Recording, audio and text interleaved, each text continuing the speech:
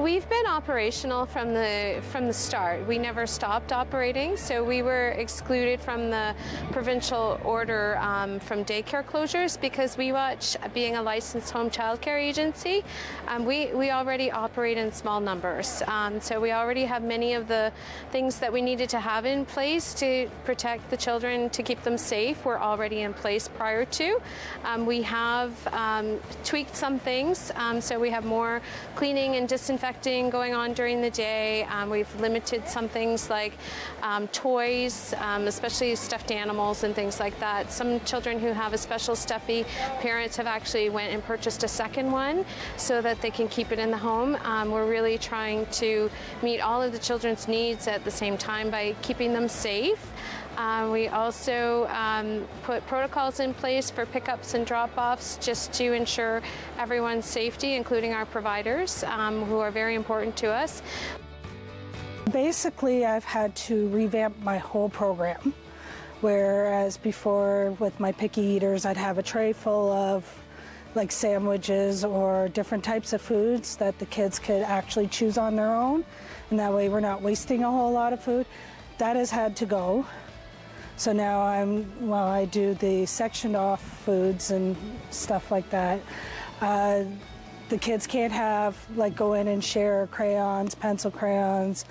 So instead I've actually bought their own little craft supplies and made their own little craft boxes that they can take on their own.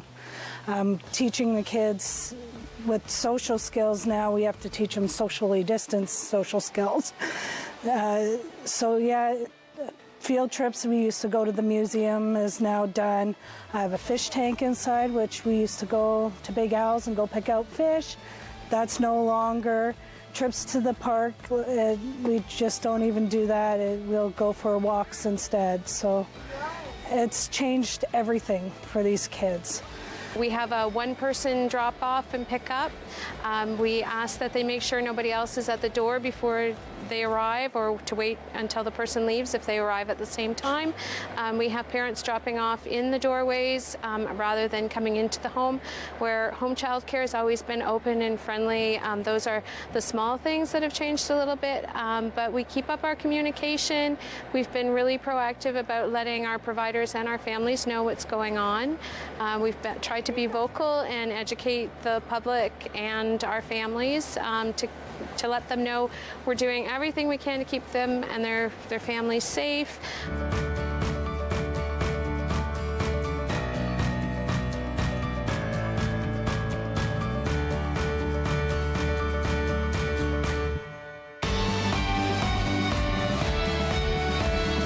Well, it actually feels that I am important. I've had, at first it was like, I didn't think that what we did was as effective, but as the parents were in quarantine with their kids, that I've talked to a lot of my parents during that time, and the kids were actually missing out, and they were missing coming back, so it just shows how much we are a part of the children's lives.